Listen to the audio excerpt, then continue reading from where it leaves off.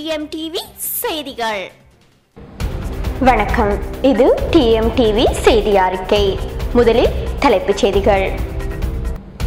LLRC பரிந்துரைகளை அமல்படுத்தினாலே போதும் என்கிறார் எதிர்க்கட்சி தலைவர். ராஜீவ் கொலையாளிகளின் தூக்கு தண்டனையை உறுதிப்படுத்த மத்திய அரசு தீவிரம். பிக்குகளை துப்பாக்கி முனையில் அச்சுறுத்தி பெறுமதியான பொருட்கள் கொள்ளை. இலங்கையுடனான பிரச்சினைகளுக்கு சுமூக தீர்வு காணப்படும் என இந்தியா தெரிவிப்பு.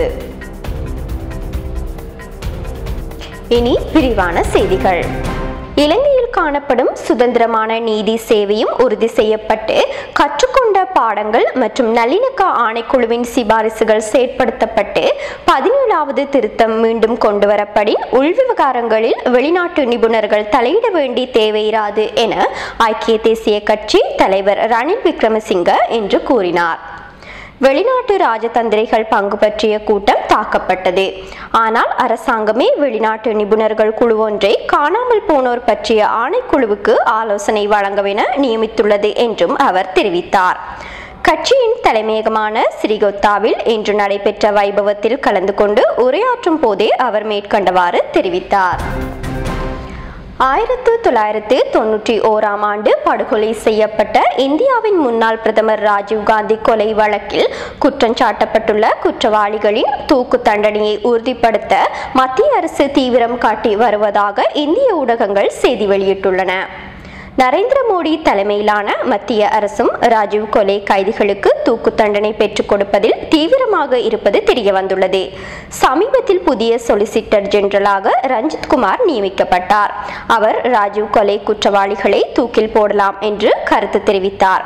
இதைத் தொடர்ந்தே முருகன், சாந்தன், பேரறிவாளன் ஆகிய 3 பேரையும் தூக்கில் போட பரிந்துரை செய்து மனு தயாரித்து சுப்ரீம் கோர்ட்டில் தாக்கல் செய்யும்படி சட்ட அமைச்சிடம் உள்துறை அமைச்சு கேட்டுக்கொண்டுள்ளதாகவும் இந்த 3 பேரையும் தூக்கில் போடுவதை உறுதி செய்யும் வகையில் தனிப்பட்ட சிறப்பு மனுவாக அந்த மனுவை தயாரித்து அளிக்க ஏற்பாடு செய்யப்பட்டுள்ளதாகவும் அந்த செய்திகளில் தெரிவிக்கப்பட்டுள்ளன.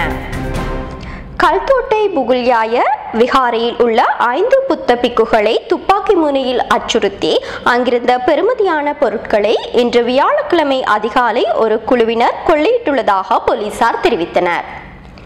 புத்த பிக்கு ஒருவர் விகாரையின் கதவை திறந்த போது உள்ளே நுழைந்த கொள்ளை குழுவினர் அங்கிருந்த பண்டைய காலத்தை சேர்ந்த ஓலை சுவடிகள், பித்தளை சிலை மற்றும் அலைபேசி என்பவற்றை கொள்ளையிட்டு சென்றுள்ளதாக போலீசார் மேலும் கூறினர்.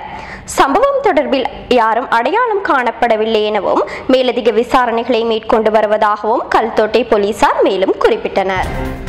இலங்கையுடனான உணர்வோடு தொடர்பான பிரச்சினைகளை கவனிப்பதற்கு பொருத்தமான வழிவகைகள் பயன்படுத்தப்படும் என இந்திய வெளிவிவகார அமைச்சு தெரிவித்துள்ளது. ISI எனும் இஸ்லாமிய தீவிரவாத இயக்கத்தினால் தென்னிந்தியாவில் உள்ள அமெரிக்க மற்றும் இஸ்ரேல் உதவி தூதரகங்கள் தாக்கப்படவுள்ளதாக அறிவிக்கப்பட்டுள்ளது. கொழும்பில் உள்ள பாகிஸ்தான் உயர் ஸ்தானிகர் ஆலயத்தில் உள்ள பாகிஸ்தானிய ராஜதந்திரவாதி ஒருவர் இத்தீவிரவாத திட்டத்தில் ஈடுபட்டுள்ளார் எனவும் செய்திகள் வெளியாகியுள்ள நிலையிலேயே இந்திய வெளிவிவகார அமைச்சு மேற்கண்ட அறிவிப்பை விடுத்துள்ளது. இந்தியாவுக்கும் இலங்கைக்கும் இடையிலான பிரச்சனைகளை கவனத்தில் எடுக்க எத்தனையோ வழிகள் உள்ளன. அவை எப்போதும் பகிரங்கமானதாக இருக்க வேண்டும் என்றில்லை என இந்திய வெளிவிவகார அமைச்சின் பேச்சாளர் ஒருவர் கூறியுள்ளார். இத்துடன் செய்திகள் நிறைவு பெறுகின்றன. மீண்டும் செய்திகளை நாளை எதிர்பாருங்கள். வணக்கம்.